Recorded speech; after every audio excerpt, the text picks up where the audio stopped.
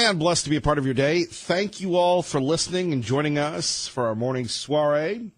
How about that Judge Kavanaugh, Justice Kavanaugh? Do you agree with the pick? We'll take your calls on that. And congratulations to the city of Nampa, the best-run city in America, according to Wallet Hub. The city of Boise, number 3. Now, Wallet Hub comes up with these surveys all the time, and if you want the best place for licorice, the best place for that. But I believe Nampa beat Boise last year as well.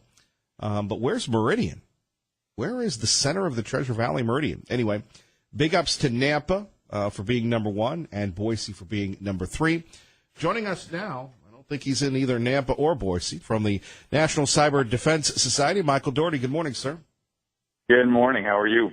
Not bad, brother. Let's talk about the big news of the day. Justice, hopefully soon to be Justice Kavanaugh, your thoughts? Well, I mean, you can't go wrong with him. Everyone, no one, even if you don't agree with his views of being a conservative judge, everyone likes him. Everyone respects him as a person. He is down to earth. You know what you get. One of my favorite quotes from him when he was speaking was, don't be a jerk. Don't be a jerk, Judge. So he's just he's just easy to work with, honest guy. I think it was probably a safer pick. There might be some evangelical, conservatives that are upset because didn't go with Amy. But I mean, I think it's a smart move, especially with, unfortunately, the temper tantrum of the left is something you have to consider when making these moves. And because the Senate's so close, so I just think it was the smartest, safer move. But boy, that doesn't mean it was a bad decision. You can't go wrong with any of those final 4 people. Well, it's amazing that here's a guy that was teaching at Harvard, Yale, Georgetown, teaching his kids basketball, serving the poor, and was hired at Harvard by soon-to-be eventual Justice Kagan, one of the more libs in the modern era. I mean, that's an amazing background. Here's a guy that was a prosecutor with Ken Starr, who co-wrote the Starr Report, and Elena Kagan hires him at Harvard. Well, that just shows how likable the guy is. But, Scalia and Ginsburg were best friends.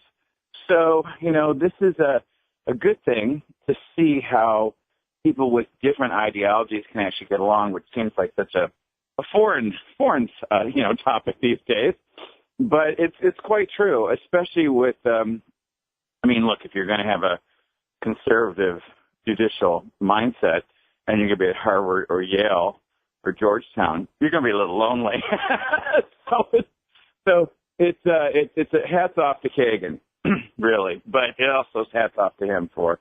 It kind of reminds me of Mike Lee. Mike Lee is incredibly popular in the Senate with everybody, but that doesn't mean they love his positions. But still, everyone likes Mike Lee. So it just shows your relationship with people how.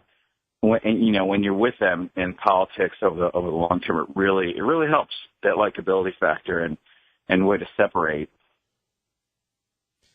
Our great friend Michael Doherty with us, Kevin Miller in the morning here at KIDO Talk Radio. You bring up a good point about Ginsburg and Scalia, and remember, before he was vilified by the president, Jeff Sessions got along with everybody in the Senate, whether he and one of the more conservative senators at the time. So I wish that were the case. You've got Terry McAuliffe saying that if Justice Kavanaugh gets on board, he's going to threaten the lives of millions of Americans. Roe v. Wade is over. Crazy. Well, they're so overplaying their hand. They're just fundraising. They've allowed, the Democratic Party to be taken over by the far left. They're just raising money. And they're just speaking to their base. And these people, look at the rabid craziness of the base, and what are you going to do if that's who's putting you in office? I guess you have to go through that vitriol and then, the irony is they put themselves in the spot. Thank you, Harry Reid. When you only need 51 instead of 60, then you can pick people that can be a little more extreme. And their whole behavior is, I'm hoping, backfiring. I mean, I think the American public is exhausted with this type of nonstop temper tantrum when you don't get your way politically. So, we'll see what happens in the fall. But this type of vilification of anyone that just disagrees with you to the level of this screaming matches and threatening behavior has got to stop. Well, he certainly won a lot of people over last night. Let's hear what he had to say. My judicial philosophy is straightforward. A judge must be independent and must interpret the law, not make the law. Boy, that's a change. Well, talk is cheap, but you got to, and this is one of the main things that I think the public doesn't understand about how the judicial system is supposed to work, and that's because we don't teach civics, and we've had a lot of judges that don't do that. And, there's an arrogance that just has to stop. And most of us don't go through the judicial system, luckily. But when we do, we're in for quite a shock because it's not like whatever, it's nothing like what we see in the television shows. And the amount of power the judges wield is really, really huge. And to try to overcome them, to get a badge judge is outrageously expensive. And so a lot of times people argue that when you have judges that are activistic like this, that, justice is only for the rich because you can afford to try to pay to correct that. And the way to really correct it is not to let people like that get on the bench in the first place. And so this is why that's so important. And we need to really, we need to appreciate that even more. I mean, this is a great pick. It really was. I mean, but the thing about Gorsuch and Kavanaugh, they're both just great people. I mean, they're just great people. And so it's good. Two for two. Our great friend Michael Dougherty joining us, KIDO Talk Radio, 107.5 FM, 580 AM. The Devil Inside the Beltway, the shocking expose of the U.S. government's surveillance and overreach into cybersecurity, medicine, and small business. So let's talk a little bit about Facebook. What's the latest with them? Well, the government, of course, is saber-rattling on what are we going to do about holding them accountable. And so you've got all the different a couple agencies, FTC, SEC, people are coming going, okay, what are we going to do about this?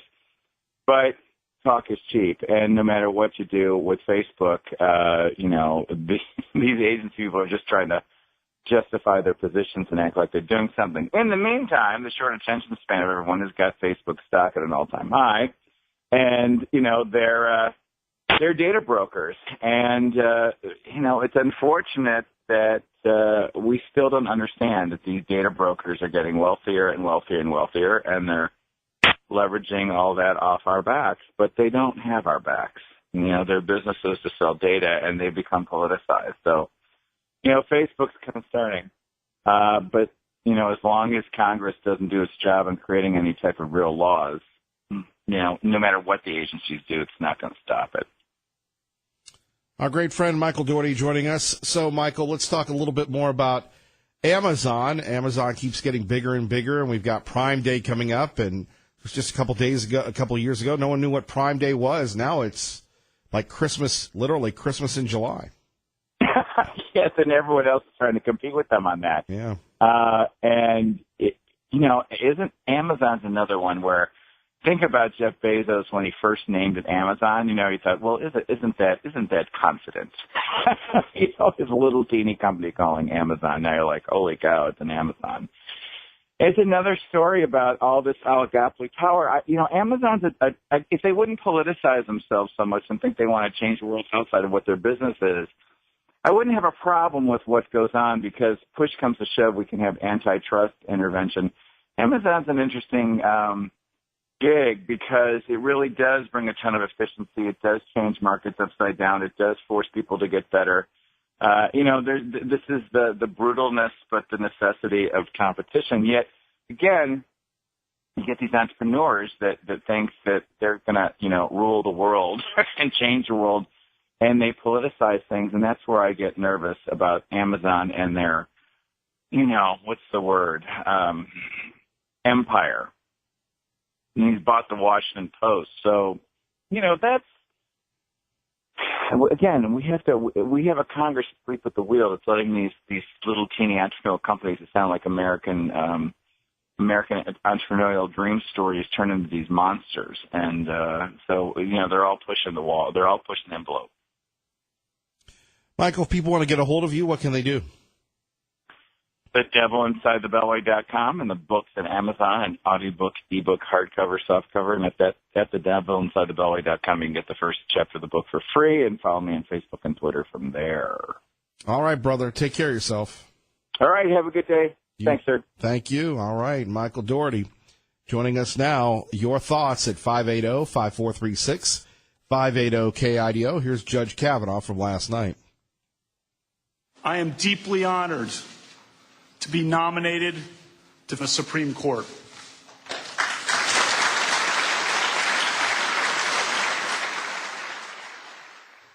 Boy, you look at this guy, and just his qualifications are amazing. Now, if you were watching, and by the way, Aaron and Pro-Life and Timmy, we're going to get to you in a minute. Phone number is 580-5436, 580-KIDO. If you were watching the Fox News channel last night, Sean Hannity was owning the coverage, as he always does. Of course, you can catch Sean weekdays 3 to 6 right here. And this is what Sean had to say about Judge Kavanaugh. Presidents never get it wrong. They always get the judicial activists. There is, I think, I loved what I read, the words of Judge Kavanaugh, and I loved what I heard tonight, but there's always a fear that the originalist is in words only and doesn't come out. I'm not worried about that, Sean. Here is a guy with a judge with 12 years on the bench, 300 opinions. He's very clear on what he thinks. And what is amazing about the left right now is that for some reason they think that the United States Supreme Court is not about the Constitution, but instead, they see it as a place, as a political court where their overreaching or their activist judges should be able to make the law the way they think it should be. And the amazing part of all this is most Americans don't know the names of more than one or two Supreme Court justices, and yet they are ready to go all out. Did you see there's a video out? I'll show it tomorrow night on the program. It is pretty funny. People saying, well, what do you think of the President's Supreme Court? There we have it. We'll have more from Sean Hannity in a minute.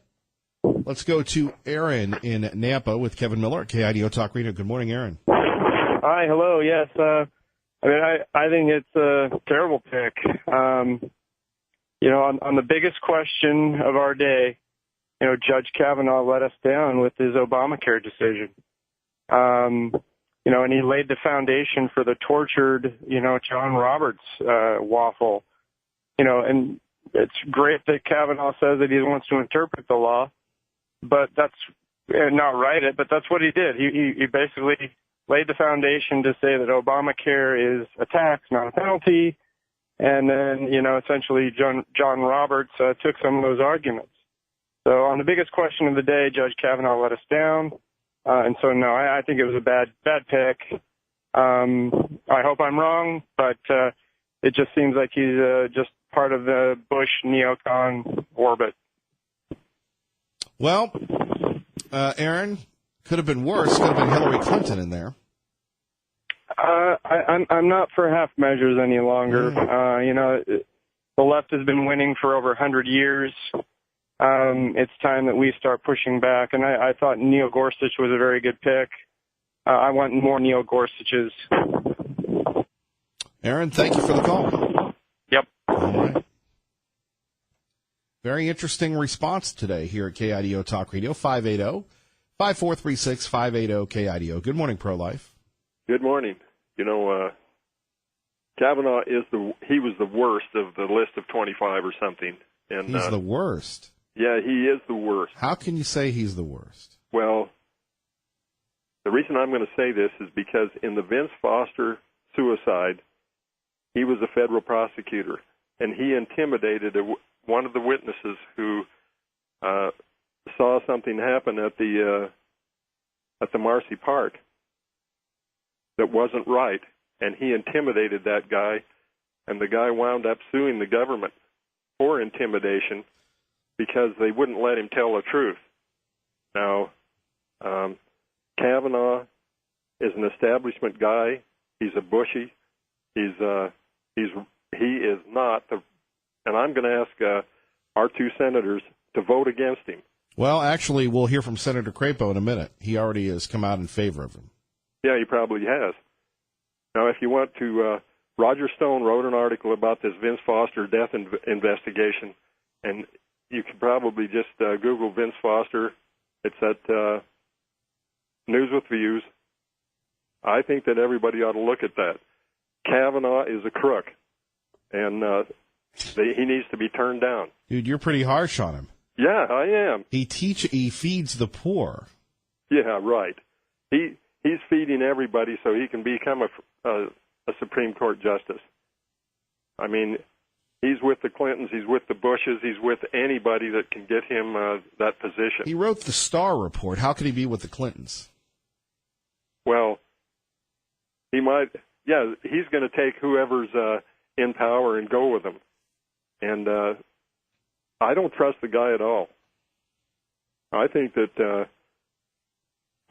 people ought to look into this Vince Foster situation. No, they've looked into Vince Foster forever. Yeah, well, he had something to do with it, and it isn't good. How did he have something to do with it? Well, if you want to, I'll tell you just what happened. You're making a bunch of allegations. Now, were you in Washington, D.C.? No. Did you witness Vince Foster, whatever happened to him? We don't know. No, we don't know. But I'm taking Roger Stone's position on it, and I trust Roger Stone. And you'd think that President Trump would listen to Roger Stone. They've been friends. But obviously the president isn't doing that. So anyway, I think this is the worst pick that he could have made. Fair enough, Pro-Life. Thank you. All right. Bye-bye. 580-5436. 580-KIDO. Coming up next, we'll address the Obamacare decision from our own Sean Hannity. We'll hear from Senator Crapo. We're just getting started. The big news of the day, already 0 for 2. Most of you believe that Kavanaugh was not a good pick. I think that it was. And, look, I'm an Amy Barrett guy, but sometimes you have to do things. I do love what Aaron said, though. I'm tired of half measures. What about you? 580-5436, 580-KIDO. You're listening to Kevin Miller on 107.5 FM, 580 AM. And once again, congratulations to Nampa, the best-run city in America. And to Boise, you're number 3. I don't know where Meridian is. They should have Meridian in here. By the way, last night, Sean Hannity had this to say concerning Judge Kavanaugh. Endorsed his views, right? Which is a pretty remarkable rate. And we now have 300 cases. When you go back to the one case that keeps coming up is the fact that on Obamacare that he was willing to thread the needle and allow it to be viewed as a tax, even though it was sold to the American people very differently.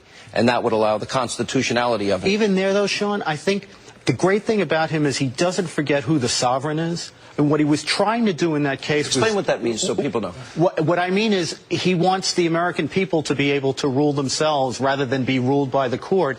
And as a result, he's trying to decide cases on as narrow a ground as you can decide to leave more space for democratic choice, which is what we want in a judge. Well, I agree with you. That's so interesting because the president was very clear, more than any other presidential candidate in our history.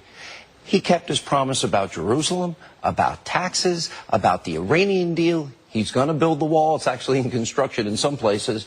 And he gave us the names. Ahead of time. All of them. He told us ahead of time. But you know, Sean, I have to tell you, when I was watching him tonight, we know he's got the credentials. We know that he's smart. He's got the experience. He's got it all. He's got the family.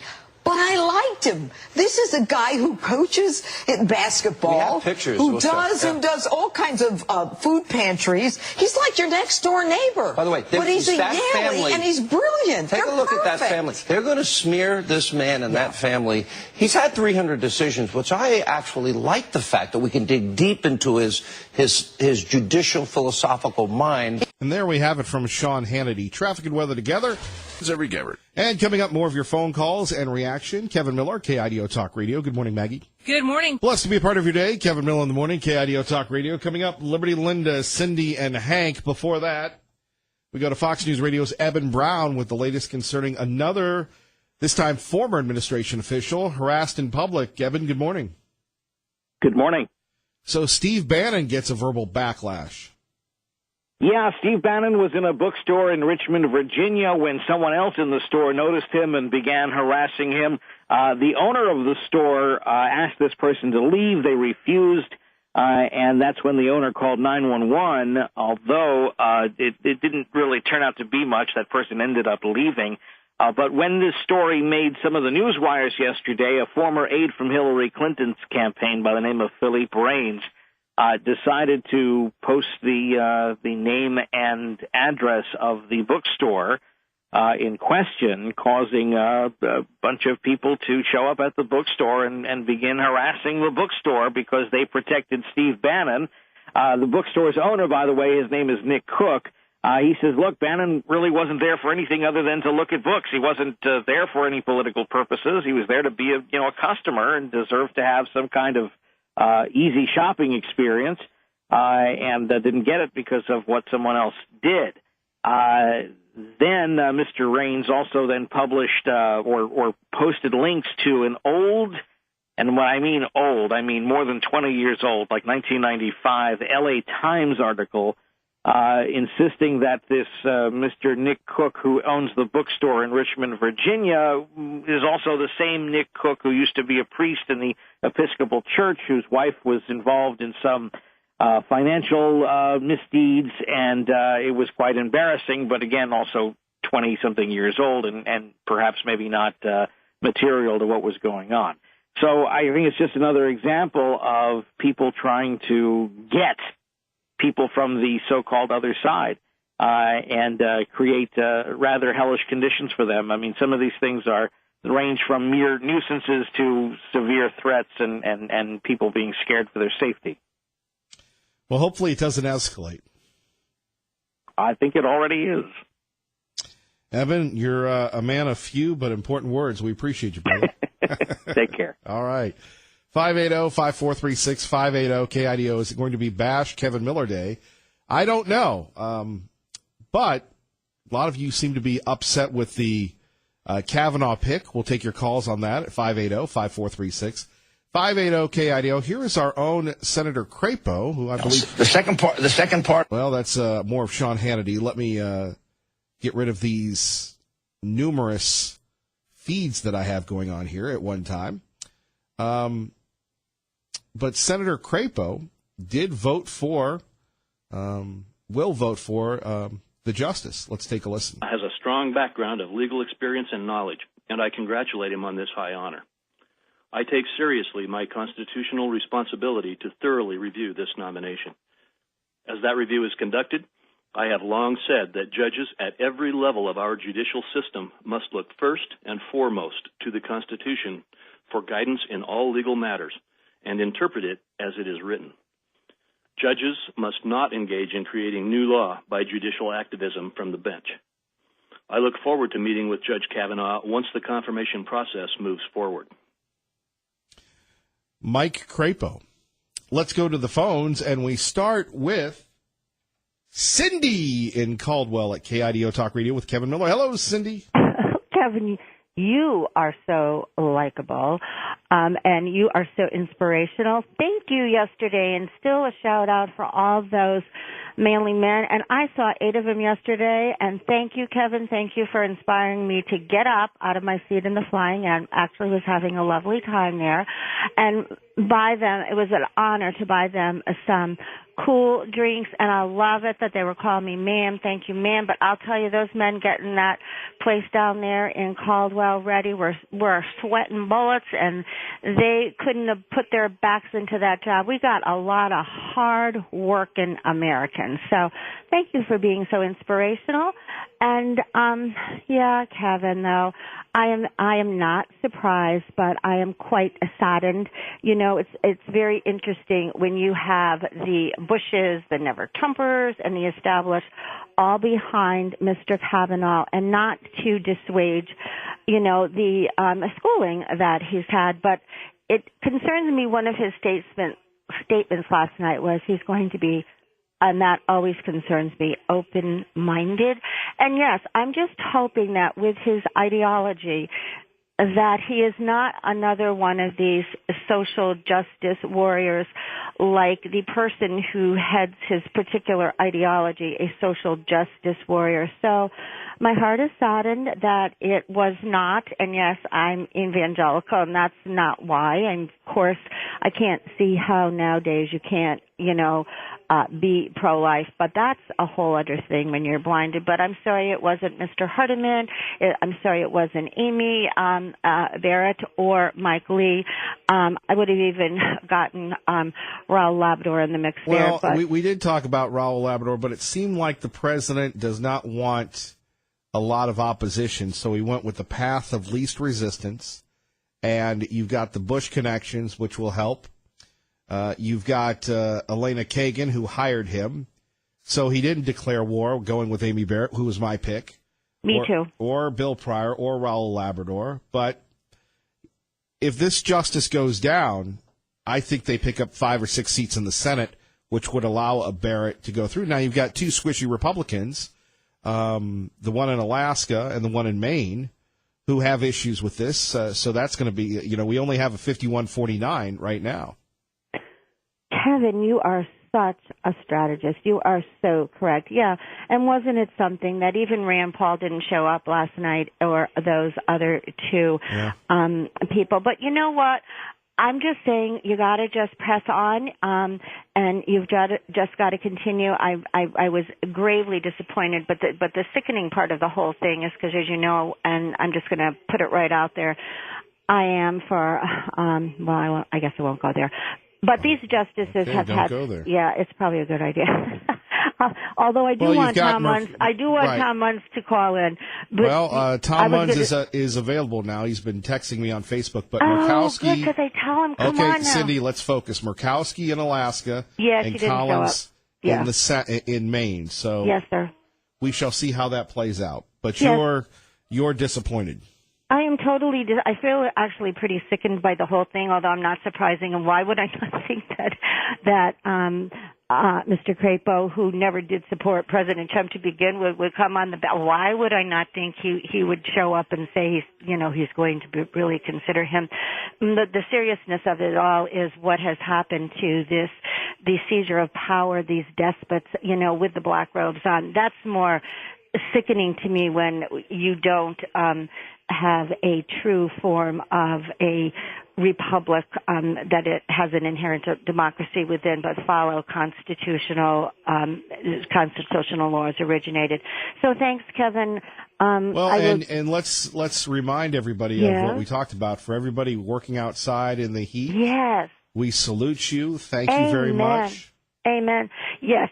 Yeah. It was a great day yesterday, and it was so wonderful engaging them. So contrary, and I'm going to have to say this to other people who think that we don't have good, strong American workers, those men could not have 1 hour. I didn't even see them take a drink of water. That's why I had to get up and get out there. Exactly. So we have great American workers, and we need legal immigration. And they're not sissy. Cindy, thank you for the call. Liberty Linda, good morning. You're on KIDO Talk Radio with Kevin Miller. Yes, good morning, Kevin. You wanted a man. Pardon me? You wanted a man yesterday. I did. And, I support our wonderful president 100%. However, at this time, I cannot support the pick of Brett Kavanaugh, nor the other 2 top picks. I will support Mike Lee or Hardiman. However, I hope that Kavanaugh is voted down. That's my feelings at this time. And anyway, so I agree with Aaron and pro-life this morning. And I don't really care to say why. Perhaps Tom Munz may explain some of those things when he calls in. No, Tom Munz isn't calling in today. Let's stick to the people that are calling in. Okay, all right. Anyway, that's my feeling. That would be you. This isn't Liberty Linda, this isn't the Parliament where you and Cindy go, I cede my time to Tom Munns, as much as you'd like to. We can't have, I will my time to Tom Munns and Tea Party Bob, and then back. You see what I'm saying? We just can't do that. But anyway, please go ahead. Well, anyway, so the things that I found out last night astounded me about him, Brett Kavanaugh, and so I cannot support him. And perhaps I'll share it with you at another time, but I don't feel comfortable doing it on the radio. Fair enough. And so all I can say is I'm surprised that Aaron and pro-life feel the same way that I do. And but I understand. And so I do hope we get someone else in there. I think that Mike Lee is our best pick. You know, but I do love our president. I think he was trying hard to choose the right person. He just doesn't have the information that I do. Fair enough. Thank you. But we still love you. We love you, Liberty Linda. Okay.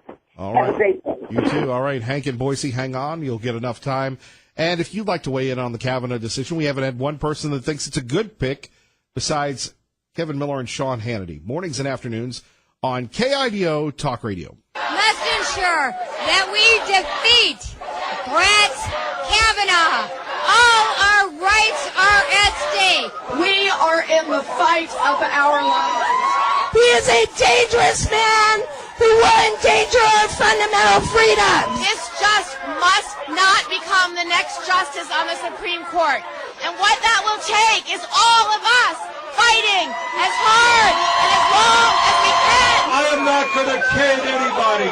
This is a tough fight, but it is a fight that we can win.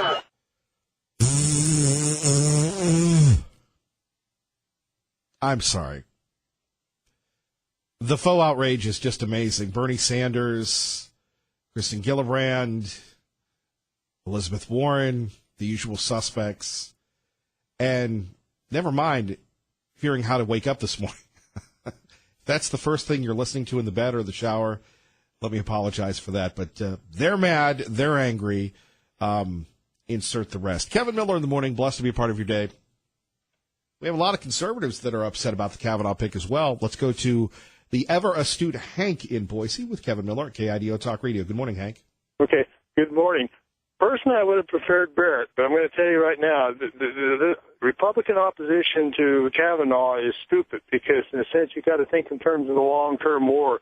It gives the red state people like Claire Haskell, Missouri, Tester, Montana, Heidi Heitkamp, and these Democrats that are vulnerable cover. If the Republicans break ranks, they can use the excuse that even the Republicans didn't like him. And the other thing I always find a little bit distressing is the people who are the first to cry about the court or conservative. A lot of times they're opposed to institutional convention to basically reform the court. For instance, getting rid of the lifetime appointments, making sure that on the state and also in the Congress that you have a mechanism to overturn obnoxious Supreme Court decisions. And they'll scream and they'll get on a high horse about a runaway convention, but they sit on their hands as far as doing any real reforms to change the situation. The battle has to be won.